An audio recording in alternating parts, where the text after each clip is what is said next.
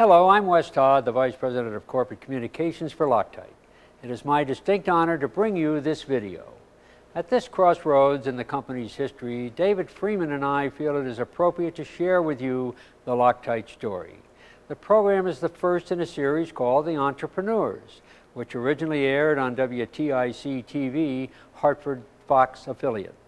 The Entrepreneurs is a series of half-hour documentaries about successful Connecticut companies. The stories are told by and about people who turn good ideas into achievements. People like Loctite's founders, Vernon and Bob Krieble, a father and son chemistry team who set out to solve the unsolvable and didn't stop until they built a Fortune 500 company. With assistance from many of the people who helped build Loctite into an international success story, we feel we have captured the entrepreneurial spirit the company was founded on. The principles of hard work, perseverance, innovation, and dedication that are the hallmarks of Loctite. Keeping the Krieble's entrepreneurial spirit alive, as Loctite employees do each and every day through their hard work, is the greatest way in which we can honor them. We dedicate this production to Bob, who passed away in May of 1997. Thanks to him, this story belongs to all of us. We hope you enjoy The Entrepreneurs, the history of Loctite.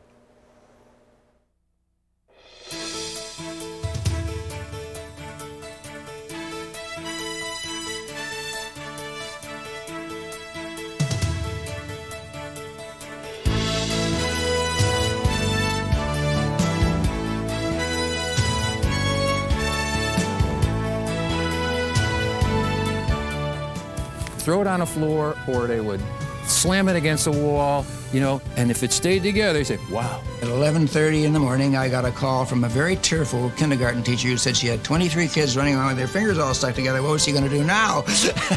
There was something magic about what they were trying to do and how they were trying to do it. The company should never have been created.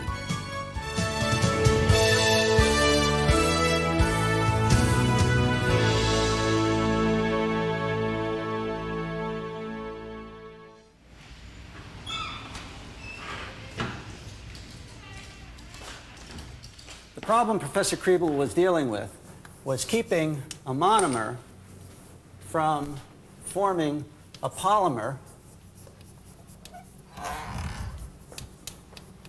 He found a chemical that, in the presence of the monomer, would react with some additional molecules to form the adhesive, which is now called Loctite. It was 1920, and a small New England college was looking to bolster its chemistry department. Trinity College in Hartford, Connecticut, conducted a national search to find someone who would raise the department to national prominence. They called on a chemist named Vernon Krieble. Vernon was actually hired by Trinity College in 1920 to revitalize the chemistry department. Vernon very clearly thought that chemistry was important. Perhaps you didn't have to be literate in the subject, but you should certainly have a significant awareness of the impact of chemistry on your daily lives. And he made sure that the students in his classes and all of the courses that were taught in this department had a significant component of just what that awareness was. Sweeping changes were made at Trinity in just a few short years, as Vernon Krieble made his mark quickly as a dedicated chemist, an inspiring teacher, and a skilled administrator. One night while Vernon and his wife were chaperoning a dance, he met a student named Hugh Campbell. It was a relationship that would last for many years. I got to know him early on, and I'd go up to his house on Vernon Street and spend an evening with him. He had a cow. That was part of the stipend. And he had a great sense of humor. When he came to work, I think he came for $3,000 a year. And he realized after he got here that a lot of the faculty had independent means, independent incomes, wholly apart from their salary. He figured, I got to get a hold of some of that. And he became an investor. His keen eye for investing enabled Vernon to gain insight into the business world, and the extra income allowed him to live comfortably in Hartford and raise his family. The family's legacy of chemistry lived on in his son Bob, who was also a chemist and an inventor in the private sector. Bob was the head of research at General Electric, was in the process of developing what they hoped would be an adhesive, a glue, if you will, that would cure in the absence of oxygen for the purpose of maintaining mechanical structures that were subjected to loosening by vibrations and other motions. But Bob and GE couldn't make it work. Shipping was nearly impossible, since the material had to be connected to an air compressor in order to keep it stable. When Bob proposed shipping it in an oil can with a fish tank aerator strapped to the side, his bosses looked at him like he was crazy. Bob knew his father would love a scientific challenge like this.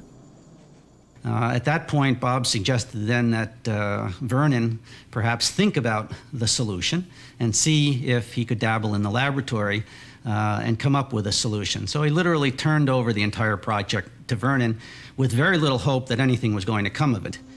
That's not what Vernon had in mind. It took a while, but he found the chemical part of the solution. And then one day, he saw how to solve the physical problem. For the first time ever, a company in Hartford was making breathable plastic bottles. And so he immediately set out to secure a supply of these polyethylene bottles, to add his Loctite material to it, about approximately half filling each bottle, sealing them, and then waiting to see what happened. And a week went by, nothing happened. It stayed liquid. A month went by, nothing happened. It stayed liquid. A year went by, nothing happened, and it stayed liquid. And it was at that point that he achieved what we all would like to achieve at some point in our life, the so-called eureka experience. I have found it. This is the magic that's going to allow this particular product to be commercialized. What exactly did Vernon discover? An adhesive that could be stored easily in liquid form, but would harden in the absence of air. It could fill up those inner spaces inevitable in even the most closely fitted metal parts, like nuts and bolts. It was the seal of success for the chemist and the birth of a new product to be called Loctite Adhesive Sealant. The next challenge was to find a market for the product. Now it was Vernon's turn to call on his son Bob for his business sense. But would Bob risk his successful career at GE to take a chance on the unknown?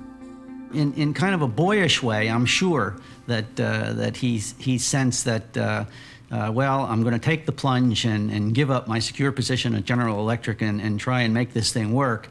But I'm sure that in part, that decision had to be based on kind of a devil-may-care attitude. You know, let's do it, let's go for it and see if it happens, and if it doesn't, we'll be okay anyway. But the idea was only the first step. The Kriebles still needed applications. They needed money. They needed believers. So Vernon turned to a handful of Trinity graduates to enlist their financial support. His old friend Hugh Campbell was curious. The way I got into it was a friend of mine named Oliver Johnson. He invited me to come up to Trinity and see Krieble. He took us into a dinky little laboratory that the college had given him when he retired. He pulled out a desk drawer that was full of nuts and bolts. The nuts were still on the shaft of the bolt, but the bolt was twisted to where it was broken. Now, some of those bolts were 2 inches in diameter. And I said to him, can you graduate the strength of the material that you bond this with? He said, oh, yes, no problem. I said, I want to buy one. And I did. With financial support from Hugh and others, they raised some seed money. Now they needed customers. They called on the Allen Manufacturing Company in Hartford and spoke to Ellsworth Grant. Well, I couldn't believe it. And I was fascinated with what they described as this chemical that would harden in the absence of air. And got interested enough, so I said, well, I'd like to show it to our engineering department and see what they think. Well, being mechanical engineers, they all turned it down. They said, this is fantastic, it'll never work, and dropped it. Well, I was interested enough so that I went back to them and I said, are you, you have a new company? Are you selling stock? Well, no, but we're selling bonds. And I said, well, I'd like to have a couple of bonds. Despite the setbacks, business started to percolate. The company, then known as American Sealants, moved into a one-room office here on Niles Street in Hartford, set up 4 desks, and began looking for a secretary. I was interviewed with them, and Mr. Krieble told me something about the company, showed me some of the pieces of publicity that they had received and what they were doing, and he pulled out on the arm of his desk and showed me where they were going to be in 10 years. He says, this is where we are now, this is where we're going to be in 10 years. And I was impressed probably in those days more with the people than because it was so new. In 1956, the company was barely making $1,000 a month in sales, but the Kriebles figured they had something to brag about, so Vernon did something daring. Professor Krieble called a press conference down in New York. And here there are only 4 employees in the company. They're selling $300 a week of this magic goo. And he has the nerve to call a press conference and invite all of the business scribes and so on. And he was amazed when about 25 of them showed up. That press party was handled beautifully, and so many people attended that. And then they gave us a strip in each of their monthly publications, and we generated thousands of inquiries. The word was out, and the orders started pouring in. The fledgling company could hardly keep up. With a staff of 12, the company moved to larger quarters on Hartford's Woodbine Street, and soon after, to a brand new building in Newington. I was always so glad to see somebody new because we didn't hire somebody unless we really needed them. We were working, we were going crazy, and then we said, okay, it's time to get somebody else. The somebody else was Bob Carroll, a graduate of the Yale School of Engineering. Carroll was hired for his marketing expertise and engineering knowledge. He became a jewel for the Kriebles, as he was able to communicate visually what they had created scientifically. No mechanical engineer or assembly engineer had ever studied this in school. And most of them believed either it wouldn't work, or it was a shortcut, or it was a way to cover up mistakes, or, you know, that sort of thing. And it was a difficult sell. It really was. Carroll suggested they hit the road with a traveling demonstration laboratory. This, combined with trade shows, formed the linchpin of that early communication strategy. We had a little booth, and we stood there like hucksters. We had a little sample capsule that we made by the thousands. This little capsule of Loctite sealant was one of our best salesmen. And we pressed these into the hands of everybody that walked by, and they looked at them. Some of them paid no attention. Some of them said, well, how does it work? They saw how it worked, and they started to talk about it. Loctite, it seemed, was gaining ground. But how would they get in the door of potential customers? They knew the need was there. They just needed the right people to convince the right people. One month I opened the mail and there was a notice that a new product had been invented by Loctite Corporation, and it fit right in with what I was looking for. Don Carroll was one of the company's first advocates of this new technology. He knew who to go to, and the engineers listened. Hi, Joe. Don Carroll. The product itself caused a way of thinking that engineers weren't used to. And it wasn't going in and saying, I've got a product that's better than my competitors, because there weren't any competitors in those days. Don Carroll knew the product was good, but he still couldn't convince the customer. He turned to the creator himself, Vernon, to pay a visit to the chief engineer at Caterpillar. When Vernon had finished his presentation, the chief engineer said, Dr. Krieble, he says, it sounds like you have a great product.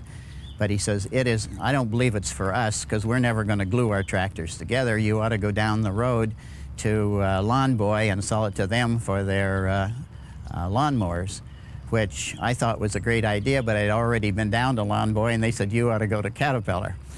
3 years later, Caterpillar finally bit, ordering $17,000 worth of Loctite adhesive. It was the company's first big order, and they were rolling. I'd never met two people before in the same room with the intellect that those two had and the drive they had to succeed. And I looked at the product, and I looked at the Kriebles, and I really bet on the jockeys, because I thought if the Kriebles can't succeed, entrepreneurship is too tough.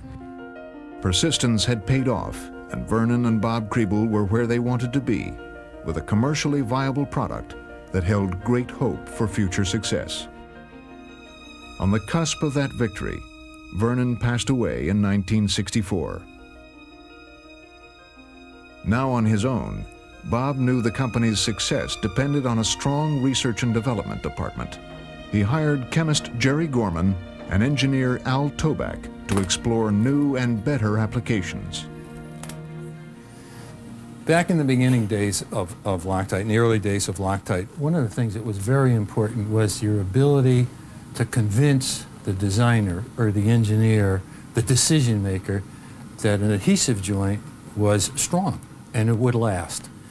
We came up with a demo piece. You can look out in the field and you find the problem areas, and then you come back and you develop a solution for those problems. Then you got a market that's out there already and you know what the market is. Getting the chemists and the chemical engineers out into the field was critically important because they had to know what the customer was going to do with it. And there are all kinds of strange, unexpected ways in which you can make Loctite go wrong, or any product go wrong, and we want to know what they were. That's exactly what a bicycle manufacturer in Canada wanted to know. And so we went down in the back, in the engineering area, and we actually put a bicycle together, frame. And then he said, I want to take this, I want to test it. So I said, okay. So we said, we got to go upstairs. And we went up, and I thought, well, gee, it's strange that the test lab should be upstairs when the engineering facility's downstairs. But we went up on the roof of the building, 4 floors up, and he took the frame and he threw it into the parking lot. And that was the initial test. We went downstairs and he checked all the joints and they were all together. He says, I think we have something here, you know, and then you went further. The automotive business held the greatest promise with its huge demand for metal fasteners. Too much shake, rattle, and roll, and cars went to the junk heap. Loctite could help, but first the industry had to be convinced to use goo out of a squeeze bottle. The first car maker to express an interest was Ford, but not for the obvious reasons. It turns out that what Ford, I think, had in mind was they wanted to buy Loctite, but I don't think we saw that at first. But later on, when we saw that, they decided, no, look, Loctite's not for sale. We're not about ready to sell Loctite. So that, but at that time, we got a great deal of acceptance in Ford, and they became, I think, our largest user for a while. It took 7 years, but finally the automotive industry signed on, and Bob's strategy began to pay off. Opportunities emerged everywhere. They figured that if this glue could hold cars together, what about radios and TVs? Bob pretty well laid out a master plan for what Loctite would become. Loctite started selling overseas even before they crossed the Mississippi.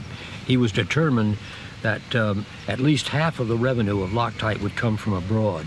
We're in the business of applying adhesives, supplying adhesives and sealants for people that manufacture products that every consumer can use, whether it be an electric stove or an automobile or a TV or a VCR. So we need to be in those places where they're going to build all those products, and they don't build them all in the United States. So we expanded very readily overseas. So Loctite looked for a couple of what I call seasoned people to start to develop the business. One of those seasoned people was Ken Butterworth, chief executive of a large chemical distributor in Australia. He was ordering huge quantities of Loctite. But for what? this great big order came in from Australia. Mr. Krieble said, "What on earth are they doing with all that Loctite in Australia?" And I said, "Well, you know, it's a country for sheep.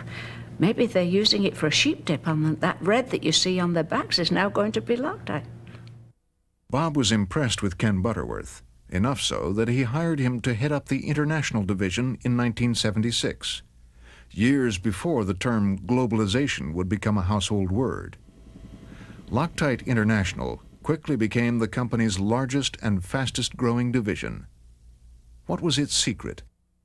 One of the major reasons for Loctite's growth came from, first of all, starting a business in any country with a distributor. So we'd encourage the distributor to build the business, and then we'd buy him out. So all we were honeybees, just flitting around from one flower to another, pollinating. It was a strategy that worked. Loctite quickly evolved into a multinational corporation, and its stock price soared.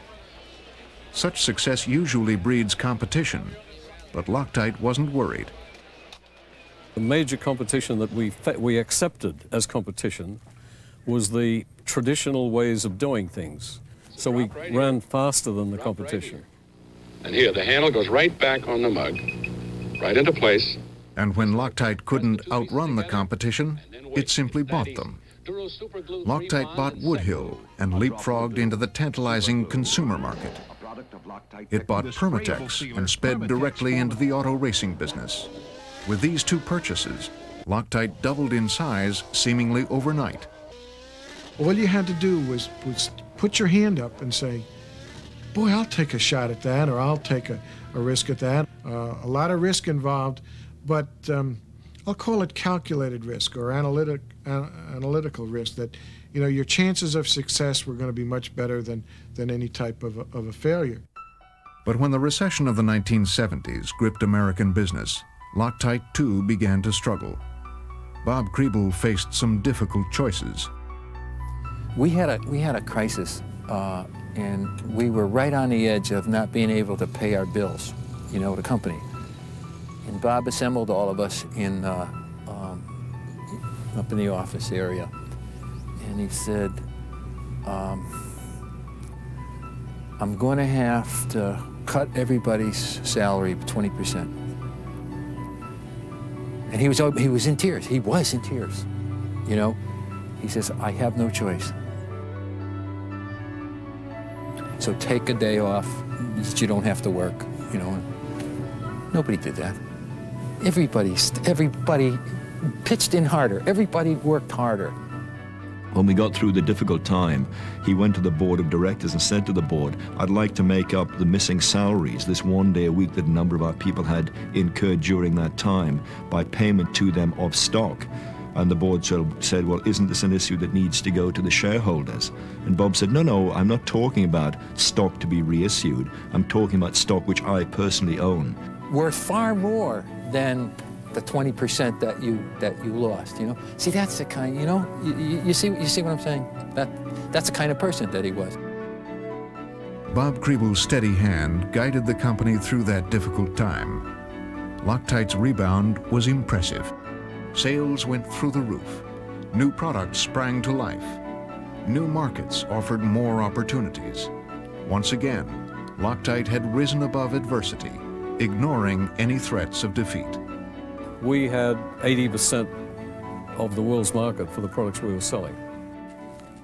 Bob's incredible enthusiasm, his boyish delight in new developments, new technologies. He'd chuckle and jump over the moon if we found some novel way to use the product. And he'd personally walk up to the salesman or the technologist that found that method, and he'd clap them on the back and had a funny way of shaking their hands like this.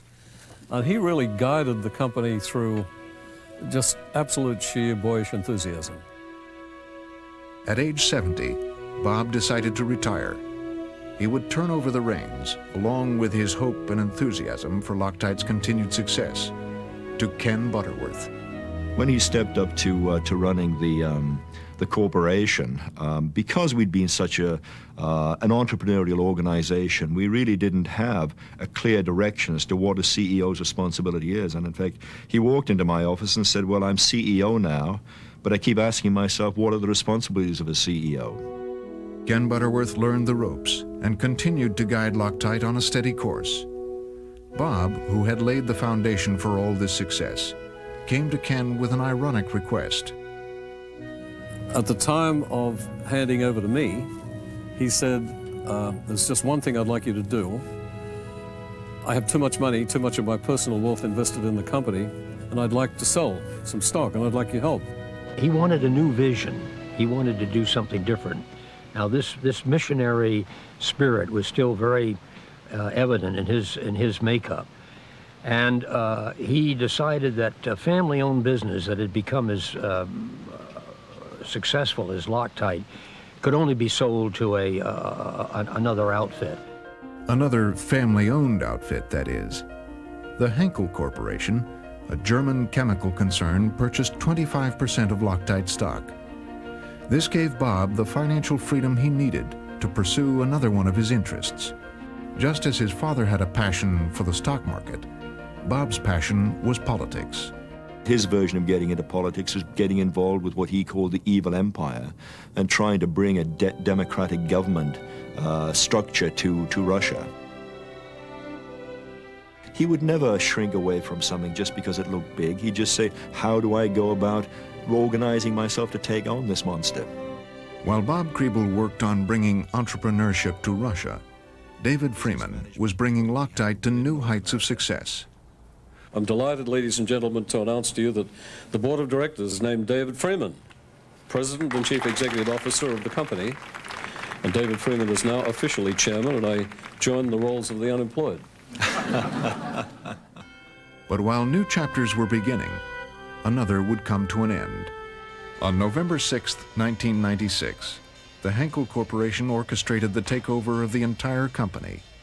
This marked the end of the company's independence. But what would the future hold? I think we need to maintain that entrepreneurial spirit if we're going to continue growing Loctite within the Henkel organization.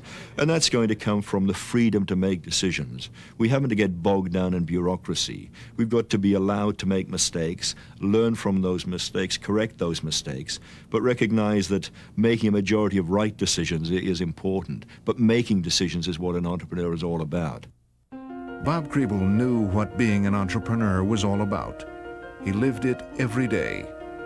He knew about taking chances, being decisive, and valuing people while never losing sight of his ultimate goal.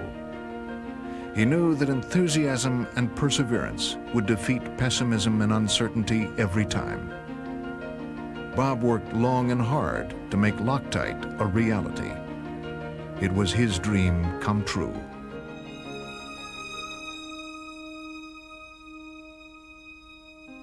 In May 1997, Bob Krieble passed away. We're going to miss that guy. You know, it's really unfortunate. We're really going to miss him because he was a great, great sounding board. He never forgot about those people that helped him to grow, to make Loctite. The company should never have existed, and indeed it had every possibility of being stillborn, except for one thing: Bob's incredible enthusiasm. I remember Mr. Krieble saying, "Don't worry about the port, it's the passage that counts." He was certainly a classic entrepreneur in the finest tradition of Connecticut Yankee dreamers and doers.